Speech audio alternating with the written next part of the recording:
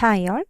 Kerala university FIUGP semester 3 TSE പേപ്പറായിട്ടുള്ള, അതായത് നമ്മുടെ elective പേപ്പറായിട്ട് വരുന്ന ഹിസ്റ്ററി ഓഫ് ഇംഗ്ലീഷ് ലാംഗ്വേജിലെ ഫസ്റ്റ് മൊഡ്യൂളാണ് നമ്മൾ നോക്കുന്നത്.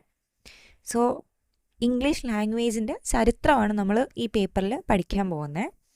മൊഡ്യൂൾ 1ൻ്റെ പേര് വരുന്നത് തന്നെ ഓൾഡ് ഇംഗ്ലീഷ് എന്നാണ്.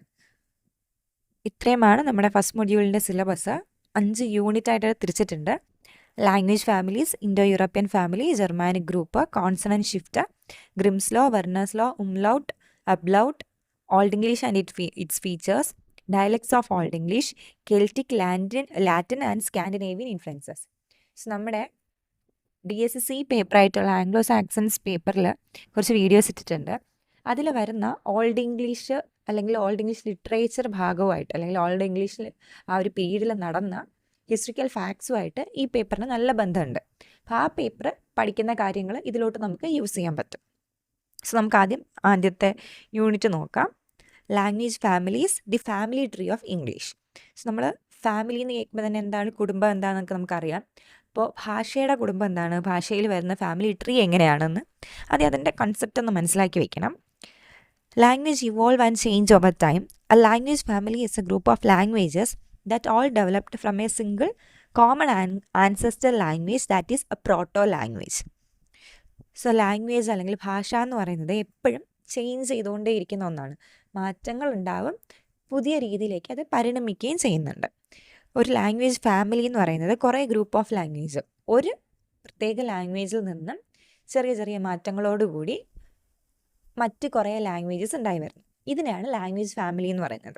എന്നാൽ ഇതിൻ്റെയൊക്കെ മാതാവ് അല്ലെങ്കിൽ ഒരു ആൻസിസ്ട്രൽ ലാംഗ്വേജ്, ആദ്യം ഉണ്ടായ ഒരു ലാംഗ്വേജ് ഉണ്ടാവും, അതിന് നമ്മൾ പ്രോട്ടോ ലാംഗ്വേജ് എന്ന് പറയും. സോ ബേസിക്കലി സ്പീക്കിംഗ് പ്രോട്ടോ ലാംഗ്വേജിൽ നിന്നുമാണ് ബാക്കിയുള്ള ലാംഗ്വേജസ് ഉണ്ടായി വരുന്നത്. സോ ഈ ഉണ്ടായി വരുന്ന ലാംഗ്വേജസിനെയും പ്രോട്ടോ ലാംഗ്വേജിനെയും ചേർത്താണ് നമ്മളൊരു ലാംഗ്വേജ് ഫാമിലി എന്ന് പറയുന്നത്. This relationship is proven through systematic similarities in vocabulary, grammar and sound system. ഇതെങ്ങനെയാണ്, ഏതൊക്കെ ഭാഷകളാണ് ഒരു ഭാഷാ ഗ്രൂപ്പിൽ വരുന്നത് അല്ലെങ്കിൽ ഫാമിലിയിൽ വരുന്നതെന്ന് എങ്ങനെയാണ് കണ്ടുപിടിച്ചിട്ടുള്ളതെന്ന് വെച്ച് കഴിഞ്ഞാൽ, കുറേ സിമിലാരിറ്റീസ് ഉണ്ട്. ഒരുപാട് കാര്യങ്ങൾ ഇവർക്ക് ഒരുപോലെ ആയിരിക്കും ഉണ്ടാകുന്നത്. ഒരു ഗ്രൂപ്പിലെ ഭാഷകൾക്ക് കുറേ കാര്യങ്ങൾ ഒന്നുപോലെ ഉണ്ടാകും. ഇപ്പം നമുക്ക് നമ്മുടെ സൗത്ത് ഇന്ത്യൻ ഭാഷകൾ നോക്കുകയാണെങ്കിൽ മലയാളം ആവട്ടെ, തെലുങ്ക് ആവട്ടെ, കന്നഡ, തമിഴ്, ഇതിനെല്ലാം കുറേ വാക്കുകളെങ്കിലും സെയിം ആയിട്ടുണ്ടായിരിക്കും. അല്ലെങ്കിൽ കുറേ വാക്ക് സംസാരിക്കുന്നത് നമുക്ക് ഒട്ടും അറിയില്ലെങ്കിൽ പോലും കേട്ട് കഴിഞ്ഞാൽ, അല്ലെങ്കിൽ ഒരു സെൻറ്റൻസിൻ്റെ സ്ട്രക്ചർ കണ്ടു കഴിയുമ്പോഴത്തേക്കും നമുക്ക് ഗസ് ചെയ്യാൻ പറ്റുന്നത് ഈ ഒരു സിമിലാരിറ്റീസ് കാരണമാണ്. വൊക്കാബുലറി എന്ന് പറയുമ്പോൾ നമ്മുടെ group of words V are using in that language.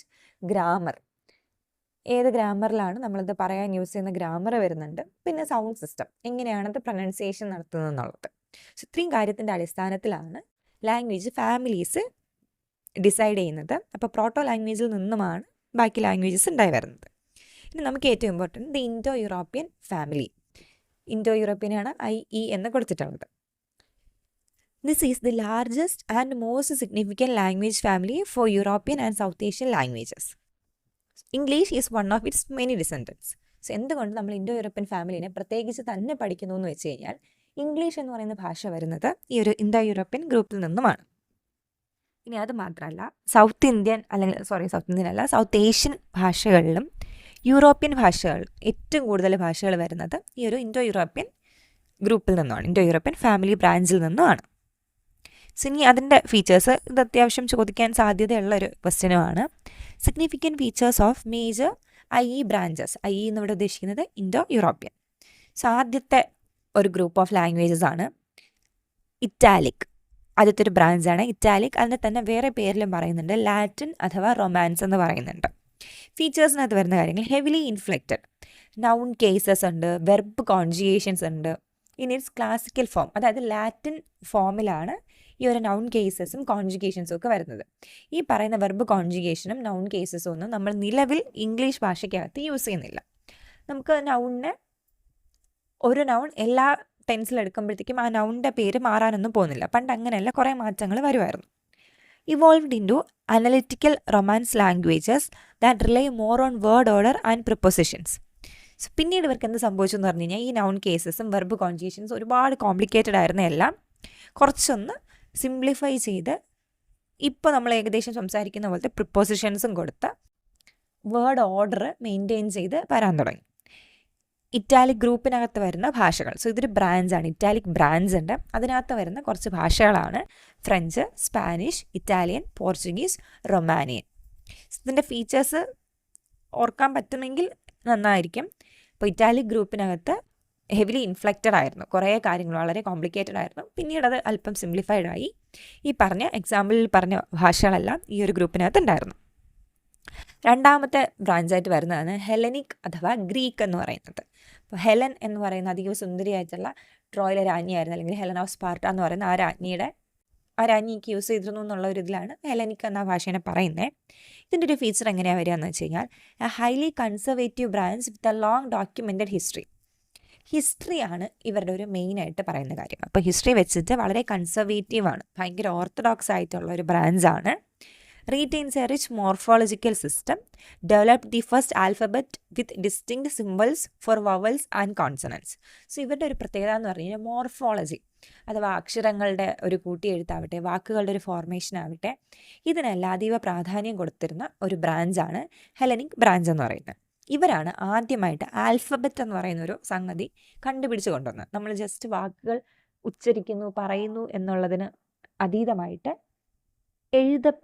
എഴുതി വയ്ക്കുക. ഓരോ ആൽഫബറ്റിനും പറയുന്ന ഓരോ ശബ്ദത്തിനും ഒരു സിമ്പിൾ കൊടുത്ത്, വവൽസിനും കോൺസണൻസിനും പ്രത്യേകം സിമ്പിൾസ് കൊടുത്ത് ആൽഫബറ്റ് എന്ന് പറയുന്ന ഒരു രീതി, അക്ഷരമാല രീതി ആദ്യമായിട്ട് തുടങ്ങിയത് ഹെലനിക് ഗ്രൂപ്പാണ്. സോ വൺ വേർഡിന് വേണമെങ്കിൽ ചോദിക്കാം, which branch developed the first alphabet? Hellenic അഥവാ ഗ്രീക്ക് ബ്രാഞ്ചാണ്. ഹെലനിക് ബ്രാഞ്ചിൽ വരുന്ന ഭാഷയുടെ ഉദാഹരണം എന്ന് പറയുന്നത് ഗ്രീക്ക് ഭാഷയാണ്. അപ്പോൾ ഗ്രീക്ക് ഭാഷ എന്ന് പറയുമ്പോൾ തന്നെ ഗ്രീക്ക് ദൈവങ്ങളും ആ ഒരു ഗ്രീക്ക് മിത്തോളജിയൊക്കെ കൂടുതലായിട്ട് വരുന്നുണ്ട്. അതുകൊണ്ടാണ് ഹിസ്റ്ററിക്ക് അതീവ പ്രാധാന്യം കൊടുത്തിരുന്നൊരു ബ്രാഞ്ച് കൂടെ ആയിരുന്നു ഇത്. അടുത്ത ബ്രാഞ്ചാണ് Indo Iranian. Features contain some of the oldest document Indo European languages. Sanskrit, Avestan has a complex system of verb aspect and a large inventory of sounds. So ഇതാണ് ഏറ്റവും പഴക്കം ചെന്ന ഇൻഡോ യൂറോപ്യൻ ലാംഗ്വേജ്. സാൻസ്ക്രിറ്റും വരുന്നുണ്ട്, അവസ്ഥൻ എന്ന് പറഞ്ഞിട്ട് വേറൊരു ഭാഷയും പറയുന്നുണ്ട്. വളരെ കോംപ്ലക്സ് ആയിട്ടുള്ള ഒരു വെർബ് സിസ്റ്റം ഇവർക്കുണ്ടായിരുന്നു. അപ്പോൾ എങ്ങനെയാണ് ക്രിയാപരമായിട്ടുള്ള വാക്കുകൾ പറയുമ്പോൾ, നോട്ട് ക്രിയേറ്റീവ്, ക്രിയകൾ വെച്ചിട്ടുള്ള, ഇപ്പം നടക്കുക, ഓടുക, ചാടുക എന്ന് പറയുന്ന ക്രിയകളെ വെച്ചിട്ട് വളരെ കോംപ്ലക്സ് ആയിട്ടാണ് ഇവർ സെൻറ്റൻസും ഗ്രാമറും എല്ലാം ഫോം ചെയ്തിരുന്നത്. എ ലാർജ് ഇൻവെൻട്രി ഓഫ് ഒരുപാട് സൗണ്ടുകൾ ഇവർ പ്രൊഡ്യൂസ് ചെയ്തിട്ടുണ്ട്. ഇനി ഇതിനകത്ത് വരുന്ന എക്സാമ്പിൾസ് ആണ് ഹിന്ദി, ഉറുദു, ബംഗാളി, പേർഷ്യൻ, സാൻസ്ക്രിറ്റ്. സോ ഈ ഗ്രൂപ്പിനകത്താണ് നമ്മുടെ ഇന്ത്യൻ ഭാഷകൾ കൂടുതലും വരുന്നത്. നമ്മുടെ ഗ്രൂപ്പിൻ്റെ പേര് തന്നെ ഇൻഡോ ഇറാനിയൻ എന്നാണ്. സോ ഇവിടെ ഈ ഇൻഡോ എന്ന് പറയുന്നത് തന്നെ ഇന്ത്യ എന്ന് നമുക്ക് ഓർക്കാൻ പറ്റുമെങ്കിൽ എളുപ്പമായിരിക്കും. ഇന്ത്യൻ ലാംഗ്വേജസ് വരുന്ന ബ്രാഞ്ച് ഏതാണെന്ന് ചോദിച്ചു കഴിഞ്ഞാൽ ഇൻഡോ ഇറാനിയൻ. അടുത്തതാണ് Celtic. Features underwent initial consonant mutations. Example in Welsh, cat becomes y gath, the cat but ate hat her cat uses verb subject object word order. So ഈ Celtic എന്ന് പറയുന്ന അടുത്ത branch കുറച്ചും കൂടി complicated ആണ്. നമുക്ക് നോക്കുമ്പോൾ തന്നെ മനസ്സിലാവും.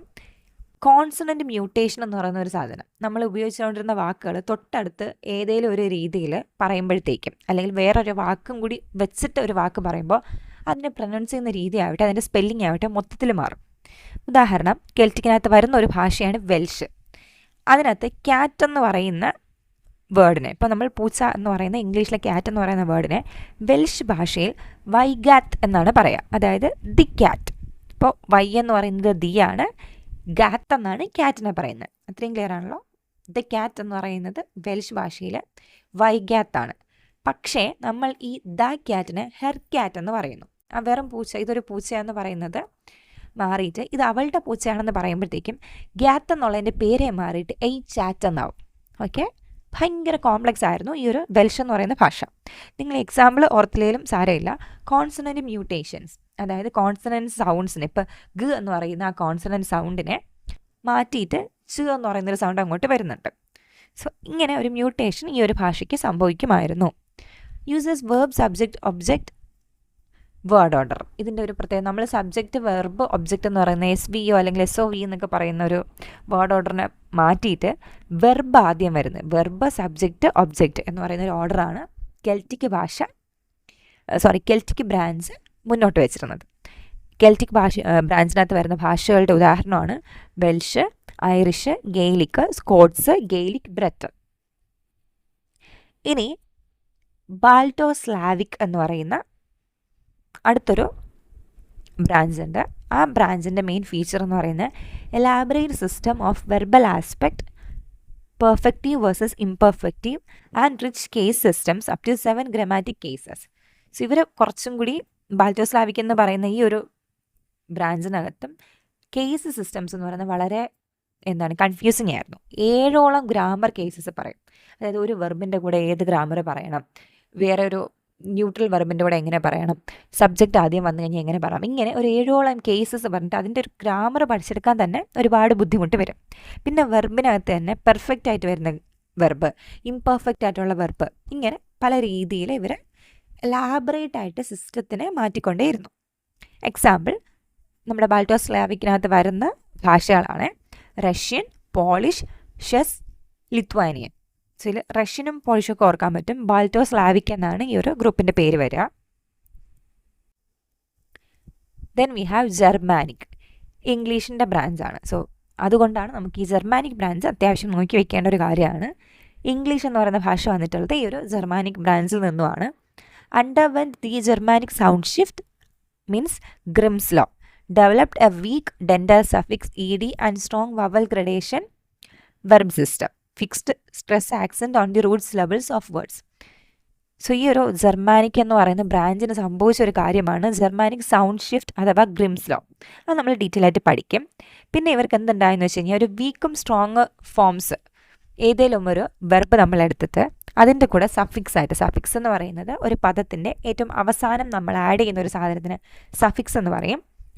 ഇപ്പോൾ ഉദാഹരണത്തിന് വർക്ക്, വാക്ഡ്, ഇ ഡി എന്ന് പറയുന്ന സാധനം വാക്ഡ് എന്ന് പറയാൻ യൂസ് ചെയ്തത് സഫിക്സ് ആണ്. ഇനി പ്രിഫിക്സ് എന്ന് പറയുന്നത് ഒരു വേർഡിൻ്റെ മുന്നേ. സോ ഇപ്പോൾ ഇമ്പോർട്ടൻറ്റിൻ്റെ പോലത്തെ ഒരു വാക്കിൻ്റെ മുന്നേ അൺഇമ്പോർട്ടൻറ്റ് എന്ന് പറയുന്ന UN എന്ന് പറയുന്ന സാധനം പ്രിഫിക്സ് ആയിട്ട് മാറും. സോ വീക്ക് എന്ന് പറയുന്നത് സഫിക്സ് ആയിട്ടുള്ള ED യൂസ് ചെയ്ത് പറയാൻ പറ്റുന്ന വെർബിനെയാണ് നമ്മൾ വീക്ക് വെർബ് എന്ന് പറയുക. ഇനി സ്ട്രോങ് എന്ന് പറയുന്നത് 3 verb ഫോമിലെത്തുമ്പോഴത്തേക്കും V1, V2, V3 ഫോംസിൽ separate ആയിട്ട് തന്നെ പറയാൻ പറ്റുന്ന, ഇപ്പോൾ സിങ്, സാങ്, സങ് എന്ന് പറയുന്ന രീതിയിൽ പറയുന്നതിനെയാണ് വവൽ ഗ്രഡേഷൻ അഥവാ സ്ട്രോങ് വവൽസ് എന്ന് പറയുന്നത്. സോ ഈ ഒരു കാര്യം ജർമാനിക് ബ്രാഞ്ചിൻ്റെ ഒരു പ്രത്യേകതയായിരുന്നു. Then fixed stress accent on the root syllable of words. എവിടെയാണ് നമ്മുടെ ആക്സെൻറ്റിൻ്റെ സ്ട്രെസ് വരുന്നത്, എവിടെയാണ് സ്ട്രെസ് കൊടുക്കുന്നതെന്ന് ചോദിച്ചു കഴിഞ്ഞാൽ റൂട്ട് സിലബിളിലാണ്. എവിടെയാണോ നമുക്ക് റൂട്ട് സിലബിൾ വരുന്നത്, പ്രധാനമായിട്ടുള്ള ഒരു പദത്തിൻ്റെ ഏറ്റവും പ്രധാനപ്പെട്ട ഭാഗത്തായിരിക്കും അതിൻ്റെ ഒരു സ്ട്രെസ് വരിക. ജർമാനിക് ഗ്രൂപ്പിനകത്ത് വരുന്ന ഭാഷകളാണ് English, German, Dutch, Swedish, island. പഠിക്കുന്ന സമയത്ത് നമ്മൾ ഈ ഒരു പിക്ചർ മനസ്സിൽ കണ്ടുകൊണ്ട് വേണം പഠിക്കാൻ. ഇൻഡോ യൂറോപ്യൻ ഫാമിലി ഓഫ് ലാംഗ്വേജസിന് ഒരു 8 ബ്രാഞ്ചസ് നമ്മളിപ്പോൾ ഓൾറെഡി ഡിസ്കസ് ചെയ്ത് കഴിഞ്ഞു. പക്ഷെ ആദ്യം മനസ്സിലാക്കേണ്ടത് ഇൻഡോ യൂറോപ്യൻ ഫാമിലിനെ 2ആയിട്ട് തിരിച്ചിട്ടുണ്ട്. കെൻറ്റം ഗ്രൂപ്പ് എന്നും ശതം ഗ്രൂപ്പ് എന്നും, CENTUM എന്നും SATEM എന്നും.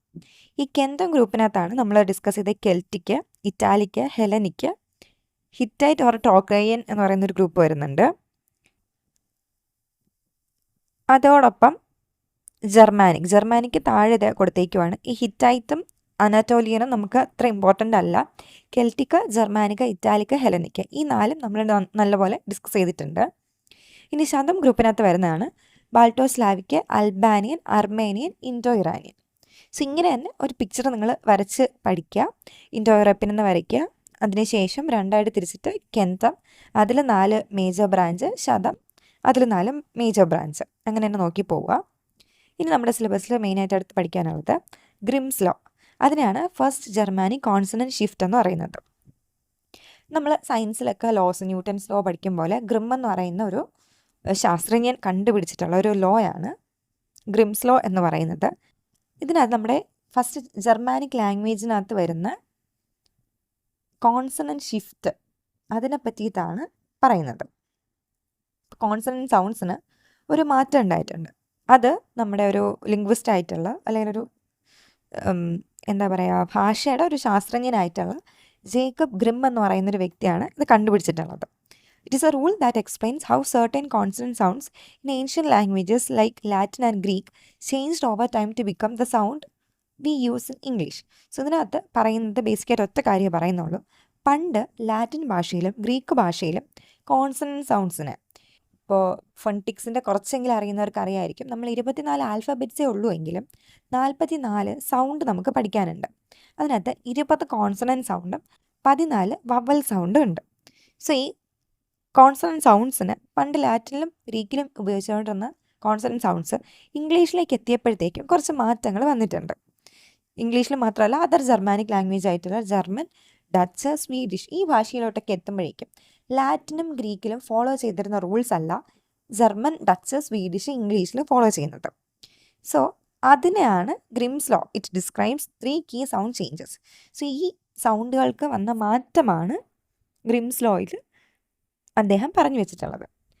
ആദ്യം 3 ചേഞ്ചാണ് പറയുന്നത്. The aspirated stops became fricatives. അതായത് ഫ്രിക്കേറ്റീവ്സ് എന്ന് പറയുമ്പോൾ ഒരു ഫ്രിക്ഷനോടുകൂടി എയർ, ഒരു പഫ് ഓഫ് എയർ പെട്ടെന്ന് പുറത്തേക്ക് വരുന്നതിനെയാണ് ഫ്രിക്കേറ്റീവ്സ് എന്ന് പറയുന്നത്. ആസ്പിറേറ്റഡ് ആയിട്ടുള്ള നമ്മൾ ഉള്ളിലേക്ക് എയർ എടുത്ത് പറഞ്ഞുകൊണ്ടിരുന്ന കുറച്ച് വാക്കുകൾ ഇപ്പോൾ പുറത്തേക്ക് ഒരു പഫായിട്ട് പെട്ടെന്ന് പറയുന്ന രീതിയിലേക്ക് മാറ്റം വരാൻ തുടങ്ങി. ഉദാഹരണം, ഹ് എന്ന് പറയുന്ന സൗണ്ട് ബ് ആയി മാറി, ഥ് എന്ന് പറഞ്ഞിരുന്ന സൗണ്ട് ഡ് ആയിട്ട് മാറി, ഗ എന്ന് പറഞ്ഞുകൊണ്ടിരുന്ന സൗണ്ട് ഖ് ആണ്, ഗ ആയിട്ട് മാറി. സോ ആ ഒരു ഭ ഥ് ഖ് എന്ന് പറയുന്നത് ബ് ഡ് ഗ ആയിട്ട് മാറി. ഇതാണ് ആദ്യത്തെ ഒരു ചേഞ്ച് ആയിട്ട് പറയുന്നത്. അതായത് ആസ്പിറേറ്റഡ് സ്റ്റോപ്സ് ഭ ഠ ഖ് എന്ന് പറഞ്ഞ ഒരു ഹ് വെച്ചിട്ട് ആസ്പിറേറ്റഡ് ആയിട്ട് നിന്നിരുന്ന കോൺസണൻറ്റ് സൗണ്ട്സ് പിന്നീട് ഫ്രിക്കേറ്റീവ്സ് ബ ഡ് ഗ എന്ന് പെട്ടെന്നൊരു പഫ് ഓഫ് എയർ പുറത്തോട്ട് വരുന്ന ലെവലിൽ യൂസ് ചെയ്യാൻ തുടങ്ങി. അതിൻ്റെ ഒരു ഉദാഹരണമായിട്ട് പറയാൻ പറ്റുന്ന ഭ്രാത്ര അല്ലെങ്കിൽ ഭ്രാതർ എന്ന് പറയുന്ന ബ്രദർ എന്ന് പറയുന്ന സംസ്കൃതം വേർഡ് ഹ് എന്ന് പറയുന്ന BH വരുന്ന സാധനം മാറിയിട്ട് വെറും ബ്രദർ എന്ന് ഇംഗ്ലീഷിലോട്ട് മാറി. സോ ഇതാണ് ആദ്യത്തെ ഒരു ചേഞ്ച്. ആസ്പിറേറ്റഡ് സ്റ്റോപ്സ് ആയിരുന്ന ഈ 3 വാക്കുകൾ ഭ ഥ ഗ ബ് ഡ് ഗ ആയിട്ട് മാറി. ഇനി രണ്ടാമത് വന്ന ഒരു വ്യത്യാസം എന്ന് പറയുന്നത് the voiced stops become voiceless. നമ്മൾ നേരത്തെ പറഞ്ഞ ബ് ഡ് ഗന് ഇനി ഒരു മാറ്റം സംഭവിക്കാൻ പോവുകയാണ്. വളരെ വോയിസോട് കൂടി പറഞ്ഞുകൊണ്ടിരുന്നത് ഇപ്പോൾ ബ് ഡ് ഗ എന്ന് വളരെ ഹാർഡായിട്ട് പറഞ്ഞുകൊണ്ടിരുന്ന ആ സൗണ്ടുകളെ വളരെ സോഫ്റ്റ് ആവാൻ തുടങ്ങി. This is the most famous and consistent change. ഇതാണ് ഏറ്റവും നമുക്ക് കണ്ടുപിടിക്കാൻ എളുപ്പം കിട്ടുന്ന ഒരു ചേഞ്ച്. ഇതാണ് ബ് ഡ് ഗ പിന്നീട് പ് ത് ക് ആയിട്ട് മാറി. ബ് എന്ന് വന്നിരുന്ന സൗണ്ട്, ആ ഹാർഡായിട്ട് ബ് എന്ന് പറയുന്ന സൗണ്ട് വളരെ സോഫ്റ്റായിട്ട് പ് എന്നുള്ള ലെവലിലേക്ക് മാറി. ഡ് ട് ആയിട്ട് മാറി, ഗ ക് ആയിട്ട് മാറി. സോ അതിൻ്റെ ഉദാഹരണം, ലാറ്റിനിൽ ഡുബിറ്റ് എന്ന് പറയുന്ന വേർഡ് ഓൾഡ് ഇംഗ്ലീഷ് എത്തിയപ്പോഴത്തേക്കും ട്വ എന്നായി. ഇപ്പോൾ മോഡേൺ ഇംഗ്ലീഷിൽ നമ്മളതിനെ ടു എന്നാണ് പറയുന്നത്. അതായത് ഡ് വെച്ചിട്ട് ഡുബിറ്റ് എന്ന് പറഞ്ഞിരുന്നതിന് ട്വ ആയി, മോഡേൺ ഇംഗ്ലീഷിൽ അത് ടു ആയി. ഇനി ലാറ്റിനിൽ തന്നെ ഗലു, ഐസ് എന്നാണ് ഗലുവിൻ്റെ മീനിങ്. ഗലു എന്ന് പറഞ്ഞിരുന്നത് ഇംഗ്ലീഷിലെത്തിയപ്പോഴത്തേക്കും ഗ സൗണ്ട്, ആ ഒരു ഘ സൗണ്ട് ഖ് ആയിട്ട് മാറി. ഇപ്പോൾ സി എന്ന് എഴുതിയാലും കോൾഡ് എന്ന് പറയുമ്പോൾ ഖ് സൗണ്ടാണ് പുറത്ത് വരുന്നത്. സോ അതങ്ങനെ മാറി.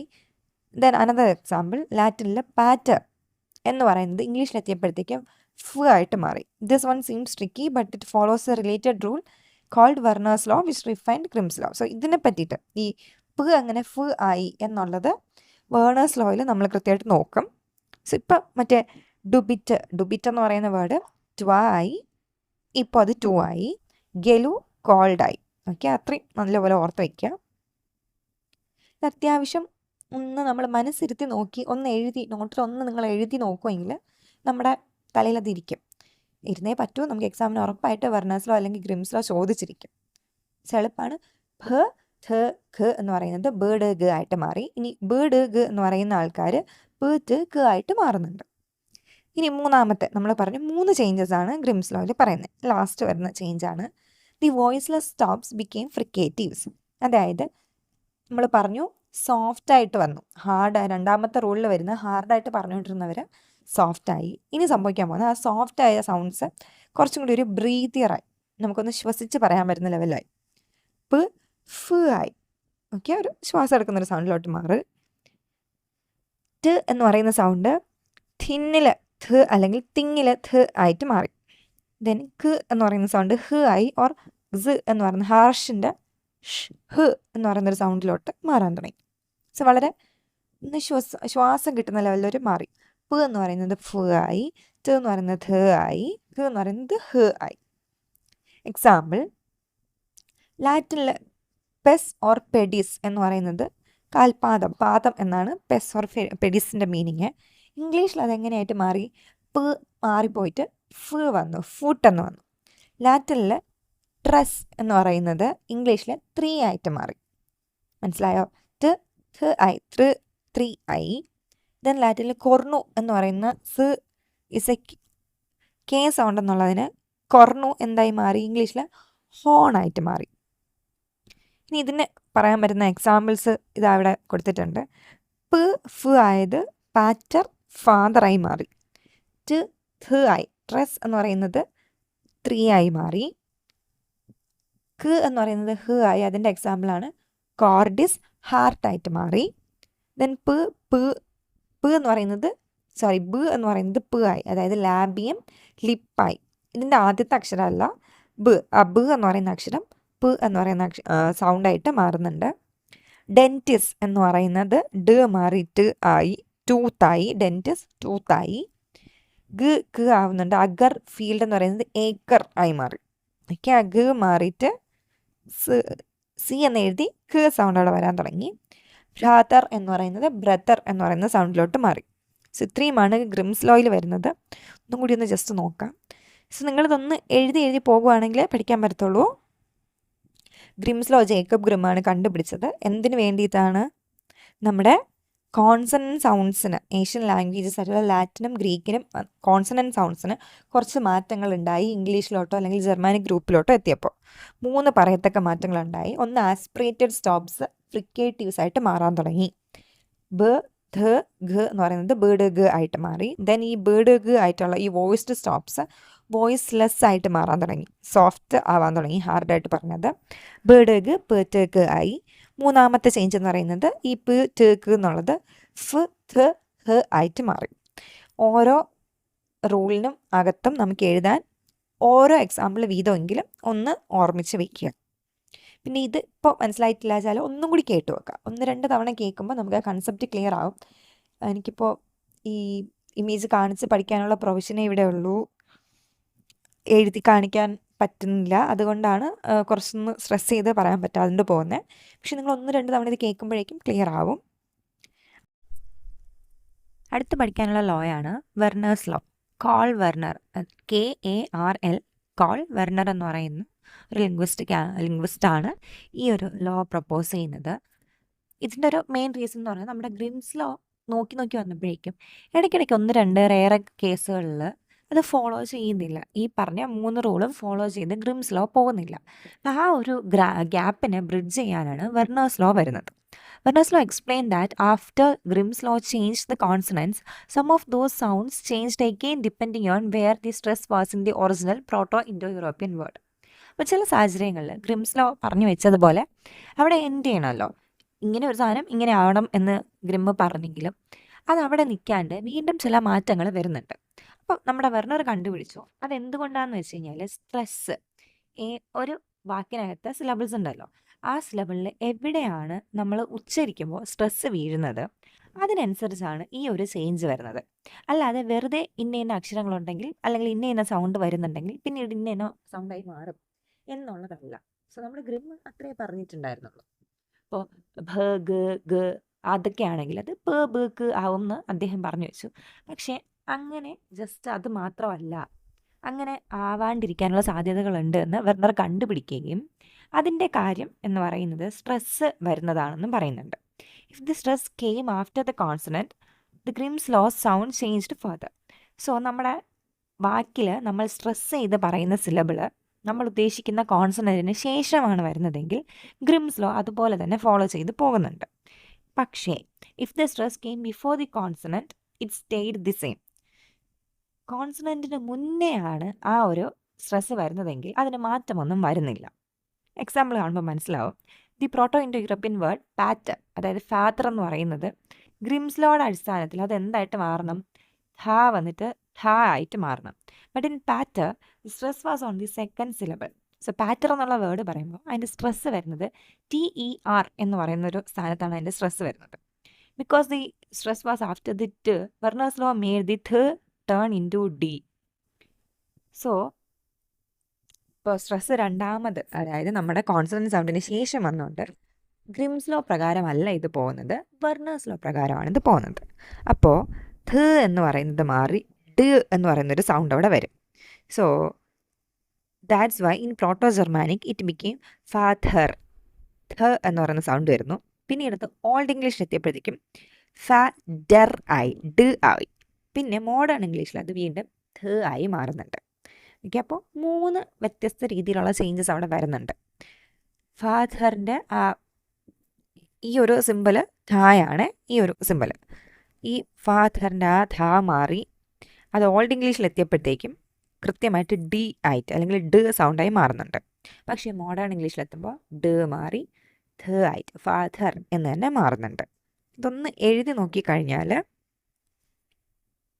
നമുക്ക് ക്ലിയർ ആവും. പക്ഷേ വെർണേഴ്സ് ലോ അല്ല വന്നിരുന്നെങ്കിൽ ഈ ഒരു ധ സൗണ്ടാണ് വരേണ്ടിരുന്നത്, ഫാ എന്നുള്ള ലെവലിൽ വരുമായിരുന്നു. പക്ഷേ ഇപ്പം അങ്ങനെയല്ല വന്നത്. അത്രേ ഉള്ളൂ വെർണേഴ്സ് ലോ. ഗ്രിംസ് ലോ പ്രകാരം ചില സമയത്ത് കോൺസണൻസ് മാറുന്നില്ല. അതെന്തുകൊണ്ടെന്ന് കണ്ടുപിടിച്ച ആളാണ് വെർണർ, കോൾ വെർണർ. അപ്പം അതിൻ്റെ കാരണമായിട്ട് അദ്ദേഹം പറയുന്നത്, നമ്മളൊരു വാക്ക് പറയുമ്പോൾ അതിലെ സ്ട്രെസ് എവിടെ കൊടുക്കുന്നോ, കോൺസണൻറ്റിന് മുന്നേ ആണ് സ്ട്രെസ് വരുന്നതെങ്കിൽ മുന്നേ ആണോ വരുന്നത് അല്ലെങ്കിൽ അതിന് ശേഷമാണോ വരുന്നത്, അതാണ് നമ്മുടെ കോൾ വെർണർ ഇതിൻ്റെ ഒരു റീസണായിട്ട് പറയുന്നത്. സ്ട്രെസ് പറയുന്ന കോൺസണൻറ്റിന് ശേഷമാണ് വരുന്നതെങ്കിൽ വെർണേഴ്സ് ലോ പോലെയാണ് പാലിക്കപ്പെടുക. സ്ട്രെസ് വാക്കിൽ കോൺസണൻറ്റിന് മുന്നേ ആണ് വരുന്നതെങ്കിൽ ഗ്രിംസ് ലോ ആണ് ഫോളോ ചെയ്യേണ്ടത്. ഇനി പറയുന്നുണ്ട്, some of those sound shift again but only if the PI word has it stress after the consonant. So അതുകൊണ്ടാണ് നമ്മളിപ്പോൾ ഈ പറഞ്ഞ പോലെ 3 വ്യത്യസ്ത രീതിയിലുള്ള ചേഞ്ചസ് വരുന്നത്. അല്ലെങ്കിൽ ഒറ്റ വാക്ക് ഒന്നും കൂടി ചേഞ്ച് ആവുന്നു എന്നുള്ളിടത്ത് നിൽക്കുമായിരുന്നു ഗ്രിംസ് ലോ പ്രകാരം. ഇനി എന്തുകൊണ്ടാണ് വെർണേഴ്സ് ലോ ഇമ്പോർട്ടൻ്റ് ആയെന്ന് നോക്കാം. It fixed the exceptions. It turn the messy exceptions of the Grimm's law into a predictable elegant rule. This was a huge victory for linguistics. So Grimm's ലോയിൽ നോക്കുമ്പോഴത്തേക്കും എന്തൊക്കെയോ അപാകതകൾ കണ്ട് വന്ന ഒരു സ്ഥലത്ത്, ഗ്രിംസ് ലോ തന്നെ തെറ്റാണ് എന്ന് പറയുമായിരുന്ന ഒരു സ്ഥലത്ത് കോൾ വെർണർ ഈ ഒരു സിലബിളിൻ്റെ സ്ട്രെസ്സാണ് ഇതിന് കാരണമെന്ന് കണ്ടുപിടിക്കുകയും അതുകൊണ്ട് തന്നെ ഒരു പുതിയ റൂൾ കൊണ്ടുവരാൻ സാധിക്കുകയും ചെയ്തു. It proved sound laws are regular. So അദ്ദേഹം ഈ ഒരു ലോ കൊണ്ടുവന്നതുകൊണ്ട് തന്നെ എന്താണ് റെഗുലറായിട്ട് എവിടെയാണ് സൗണ്ട് ലോ എന്ന് പറയുന്നത്, ആ ഒരു നിയമം റെഗുലറായിട്ട് തന്നെ കണ്ടുപിടിക്കാൻ പറ്റുന്നതാണ്, അല്ലാണ്ട് റാൻഡമായിട്ട് സംഭവിക്കുന്നതല്ല എന്ന് പ്രൂവ് ചെയ്യാനും സാധിച്ചു. സോ അത്രേ ഉള്ളൂ വെർണേഴ്സ് ലോ. രണ്ടും ഒന്നും കൂടി ഒന്ന് കേട്ട് നോക്കിയിട്ട് എഴുതിയെടുക്കുക, അപ്പോഴാണ് കൃത്യമായിട്ട് മനസ്സിലാവുക. അപ്പോൾ ഇത്രയും സമയം പറഞ്ഞത് കുറച്ച് ടഫ് ഒരു ഏരിയ ആണ് ലോസ് ആവട്ടെ, എന്നാൽ പാടുമാണ്. നമ്മളൊന്ന് മനസ്സിലാക്കി പഠിച്ചിട്ട് എവിടെയെങ്കിലും ഒന്ന് എഴുതി നോക്കിക്കഴിഞ്ഞാൽ നമ്മുടെ തലയിലതിരിക്കും, അത് പോകത്തില്ല. പിന്നെ എനിക്ക് എഴുതി കാണിച്ച് പറഞ്ഞുതരാൻ പറ്റാത്തതിൻ്റെ ഒരു പരിമിതികളുണ്ട് എൻ്റെ ഭാഗത്തു നിന്ന്. മാക്സിമം ഞാൻ പറയാൻ ശ്രമിക്കുന്നുണ്ട്. എന്തെങ്കിലും സംശയം ഉണ്ടെങ്കിൽ നിങ്ങൾ ചോദിച്ചാൽ മതി, ഞാനിത് ക്ലിയർ ആക്കിത്തരാം. മനസ്സിലായി കാണുമെന്ന് വിചാരിക്കുന്നു. ഒന്നും കൂടി ഒന്ന് കേട്ട് നോക്കുക, എന്നിട്ട് ക്ലിയർ ആവാത്ത കാര്യങ്ങൾ തീർച്ചയായിട്ടും ചോദിക്കുക, ക്ലിയർ ചെയ്യാം. Thank you.